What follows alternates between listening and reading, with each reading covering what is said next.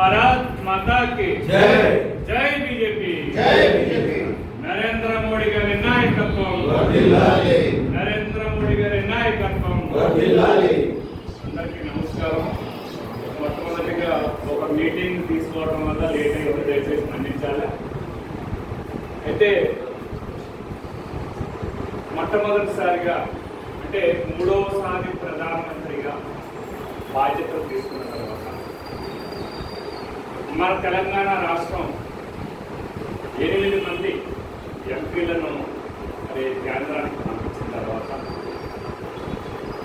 మొట్టమొదటిసారిగా ప్రధానమంత్రి గారు మన తెలంగాణ గవర్నమెంట్కి ప్రధాని నరేంద్ర మోడీ గారు అంటే వారిని ఎప్పుడు చూడాలి, దగ్గరగా ఎప్పుడు చూడాలి అని చాలా మంది అంటే మనకు కరపత్రాలు ఇస్తున్నప్పుడు మరి ఖచ్చితంగా మేము వస్తామన్నా, ఈ కార్డు మనం బీబీఐకి అది ఇన్విటేషన్ ఇచ్చినప్పుడు అన్న మేము ఖచ్చితంగా వస్తామన్నా ఆయన చూడాలి. ఆయన యుగపురుషుడు అన్న, ఆయన లేకపోతే కరోనా లేవు, మేము అందరూ చచ్చిపోయేవాడు.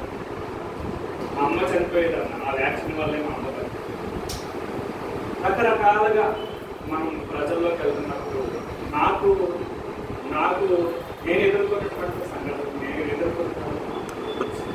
అంటే నరేంద్ర మోడీ గారిని చూడాలని అంతలాడే ప్రజలు తెలంగాణ రాష్ట్రంలో ముఖ్యంగా ఉమ్మడి హైదరాబాద్ రంగారెడ్డి జిల్లాలో ఉన్నారు.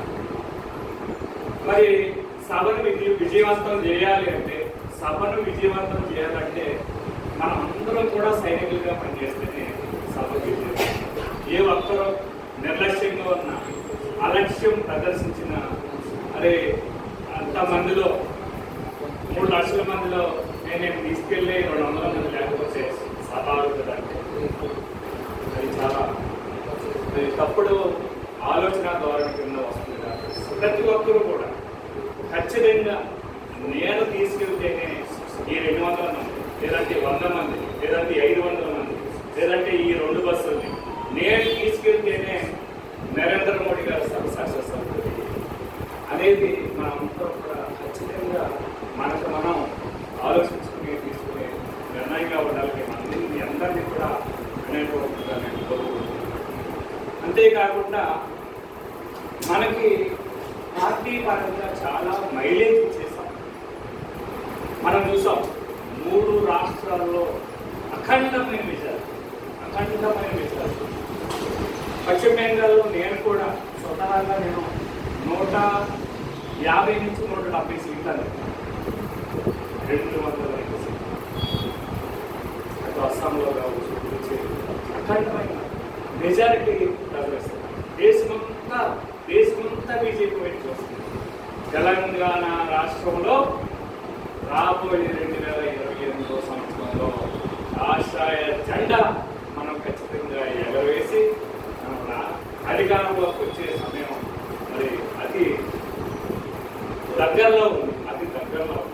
దీనికి మనందరం కూడా కష్టపడి పనిచేస్తేనే మరి దానికి ఆ కళను సాకారం చేసుకునే అవకాశం ఉంది. కాబట్టి మీ అందరూ కూడా ఈ సభను విజయవంతం చేసే విషయంలో మీరందరూ కూడా సాధించాలని మరోసారి కోరుకుంటున్నాను. అదేవిధంగా కాంగ్రెస్ ఇచ్చినటువంటి అబద్ధపు హామీలు ఏవైతే ఉన్నాయో, గ్యారంటీలు ఏవైతే ఉన్నాయో మరి వాటిని అమలు చేయలేదు. కాబట్టి మనం కూడా ప్రజల్లోకి ఉన్నప్పుడు వాళ్ళని కూడా చైతన్యం వచ్చే విధంగా మాట్లాడితే కొంచెం బాగుంటుంది. నిజమే కదా, కాంగ్రెస్ మనం మోసం చేసింది కదా, కాంగ్రెస్ మహిళలకి 2000 కాదు 4000 ఇస్తారన్న పెన్షన్ ఇవ్వలేదు కదా, మరి 2500 ఇవ్వలేదు కదా, వృద్ధాప్య పెన్షన్ 4000 ఇవ్వలేదు కదా, నిరుద్యోగ వృత్తి ఇవ్వలేదు కదా. మరి ఈ విధంగా వాళ్ళు కూడా చర్చ రావాలి, వాళ్ళు కూడా ప్రశ్నలు రావాలి. అవుట్ మోసం చేస్తుంది కాంగ్రెస్, నిలదీసేందుకు మేము ఉన్నాం. సభ ద్వారా మీరు కూడా మాట్లాడటం వారు నాటుకొని ఆహ్వానించే విధంగా మనం ప్రోత్సహిస్తాం. మరి కాంగ్రెస్ వైఫల్యాలను మనం అక్కడ భారత ప్రధాని నరేంద్ర మోడీ గారు ప్రస్తావిస్తారు. మరి అది ఆ విధంగా ప్రస్తావించడం వల్ల మనకే భారతీయ జనతా పార్టీ మైలేజ్ ఎక్కువ వస్తుంది కాబట్టి మరి భవిష్యత్ అంతా భారతీయ జనతా పార్టీ